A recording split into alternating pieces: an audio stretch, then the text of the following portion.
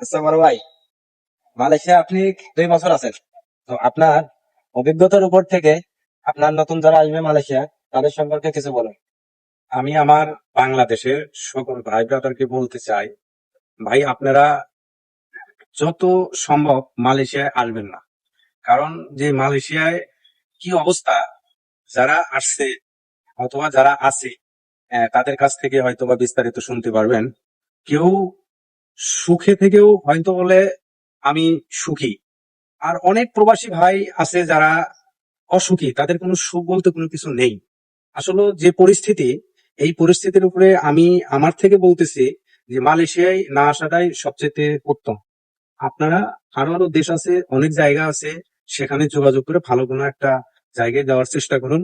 আমার বাংলা ভাইদের জন্য এটাই আমার কথা আর কি। ধন্যবাদ আপনাকে আলম ভাই, অসংখ্য এটা গুরুত্বপূর্ণ কথা বলছেন। আসলে সবার উদ্দেশ্য করে এই ভিডিওটা। তো ভালো থাকবেন সবাই, ধন্যবাদ।